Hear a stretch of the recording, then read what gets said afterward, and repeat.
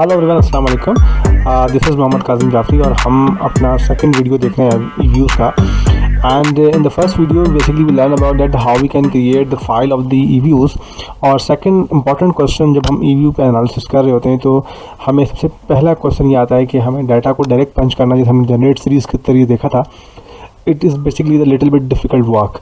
जो ऑलरेडी हमारा डेटाबेस बना हुआ है वो यूजुअली एक्सेल में होता है या किसी और सॉफ्टवेयर में, वहाँ से हम कैसे इंपोर्ट कर सकते हैं अपने ईव्यूज़ में अपनी एनालिसिस को आसान बनाने के लिए। हमने क्रिएट ईव्यूज़ पे जाना है। हमने देखना है कि जैसे हम ये करते हैं। अब सबसे पहले हमें जब यहाँ पर आने से पहले हमारे पास जो डेटा सेट ऑलरेडी एक्सेल में मौजूद है, पहले हमें उसको देखना होगा। और वी ऑब्जर्व डैट के हमारे पास एक्सेल की एक फ़ाइल मौजूद है जिसको हमने बड़े अच्छे से पहले से मेहनत करके बना लिया है। और हमने देखा है कि इस ईव्यू में जो डाटा सेट मौजूज़ है उसकी जो टॉप रो है उसके ऊपर वेरिएबल्स नेम आ रहे हैं। ये कुछ चीज़ों का हमने बड़ा ख्याल रखना है जब हम इंपोर्ट कर रहे हों। तो जो ईव्यूज़ की पूरी फाइल होगी, अगर आप लोग देख रहे हैं यहाँ पे, मैं ज़रा इसको थोड़ी देर के लिए बंद कर देता हूँ और अब देखें आप, ये ईजी आपके सामने नज़र आ रहा है। ये एक्सेल की फ़ाइल है जिसमें डेटा सीरीज़ ऊपर नज़र आ रही है कि ये 1980 से लेकर 2020 तक का डाटा है। और इसमें 5 डिफरेंट वेरिएबल्स हैं और हमने टॉप यानी कि फर्स्ट रो के ऊपर हमें अपने वेरिएबल्स को रखा है और इसके बाद हमारे पास नीचे जो है वो टाइम सीरीज़ आ रही है। ओके, बड़ी इंटरेस्टिंग बात आपके दिमाग में आनी चाहिए कि यहाँ हमने कोई टाइम सीरीज़ का वेरिएबल जनरेट नहीं किया, तो हमें उसकी ज़रूरत नहीं है। हम जब ईव्यू में जाएंगे तो वो हम उसको रेंज में डिफ़ाइन कर देंगे कि हमारा टाइम सीरीज़ क्या होना चाहिए। तो ईव्यू की फ़ाइल में जब आप कोई डाटा एक्सेल से इंपोर्ट करने जा रहे हों तो कुछ चीज़ों का ख्याल रखें। आपको अपने डाटा की पूरी रेंज का पता होना चाहिए कि वो कहाँ से स्टार्ट हो रहा है और कहाँ एंड हो रहा है। जैसे कि हमारे केस में डाटा 1980 से स्टार्ट हो रहा है और 2020 पे एंड हो रहा है। सेकंड बात कि जो स्पेसिफिक वेरिएबल्स के नेम हैं, जैसे मैं अगर आपको रीड करूं तो first one is showing that the real GDP RGDP, second one is showing that the P cap per capita. आप अपनी मर्ज़ी से भी रख सकते हैं, लेकिन जहन में रहे कि किसी भी वेरिएबल के नेम में सॉफ्टवेयर के पास, ये आप मुख्तलिफ सॉफ्टवेयर में जब काम करते हैं SPSS में या इसमें, उसके अंदर गैप नहीं होना चाहिए। वो सारे वेरिएबल्स कंबाइन होने चाहिए। जैसे RGDP मैंने इसको लिखा, पी कैप लिखा, GFCF लिखा, इस तरह के आप कोई भी बना सकते हैं। और कोशिश करें कि स्पेशल जो आपके अल्फ़ाबेट्स होते हैं उनका यूजेज कम से कम हो। ओके, सो जब हमने अपनी एक्सेल की फ़ाइल को समझ लिया और हमने इसको एक स्पेसिफिक जगह पर सेव कर लिया है अपनी कंप्यूटर की, अपने लैपटॉप की मेमोरी में, तो हम यहाँ से ईव्यू पे स्टार्ट लेते हैं। और वी ऑब्जर्व डैट कि हमें यू नो डैट कि हमारा डाटा टाइम सीरीज़ है और एनुअल है, तो हमें बिल्ट इन ऑप्शन की तरफ ही जाना है। और हमारी जो स्टार्टिंग थी वो हमें याद होनी चाहिए। हमने देखा था कि वो 1980 से स्टार्ट हो रहा डाटा हमारा और 2020 पे एंड हो रहा था। फाइल का नाम आपकी मर्ज़ी है, यहाँ देना चाहते हैं बाद में दे दें, कोई मसला नहीं है। सेव करने के दरमियान भी दे सकते हैं। अभी जस्ट हम ओके करते हैं। जैसे हम ओके करते हैं तो वी ऑब्जर्व डैट कि हमें 41 ऑब्जर्वेशन मिली हैं और रेंज इस डाटा की 1980 से 2020 तक है। लेकिन यहाँ पर हमें कोई वेरिएबल भी नज़र नहीं आ रहा सिवाय रेडिट के, और एक सी इंट्रोड्यूस हुआ हुआ एक कांस्टेंट के तौर पर।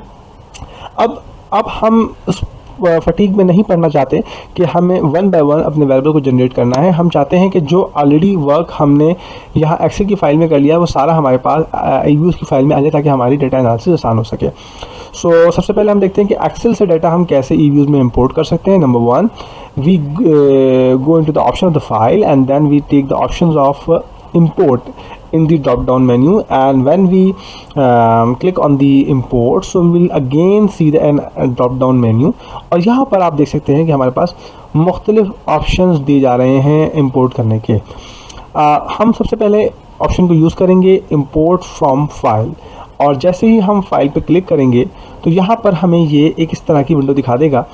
मैं थोड़ा सा अपने व्यूअर्स को ये बताता चलूँ, इंपोर्ट ऑप्शन में जाएं या ओपन में जाएं, both are the same, but open में जाके आपको लिखना पड़ेगा foreign data as a work file. तो वही ऑप्शन आप देख रहे हैं कि यहाँ पर आ रहा है। सिवाय फ़र्क ये है कि यहाँ फाइल का एक नेम है और यहाँ पर एक्सटेंशन है।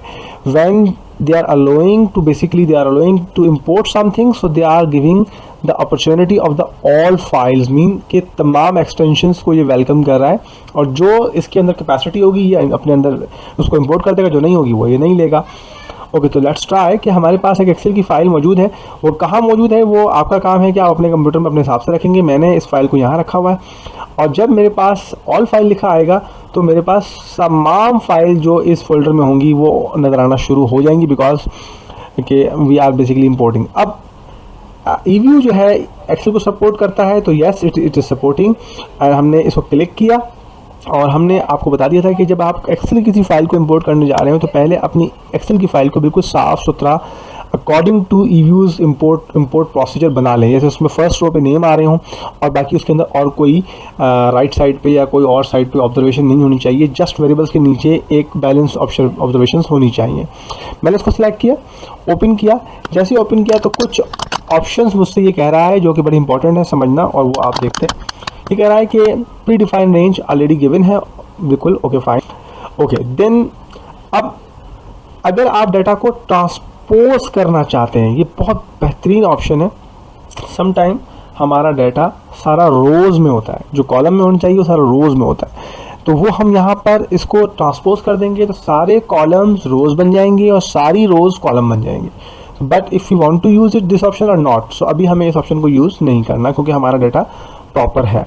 देन फिर हम नेक्स्ट करेंगे। अच्छा, नेक्स्ट करने के बाद देखें वेरी इंटरेस्टिंग कि इसने हर पहली रो को as a variable name consider कर लिया और we have 5 to 6 variable in our data, और ये उसको ले रहा है बड़ा प्रॉपरली।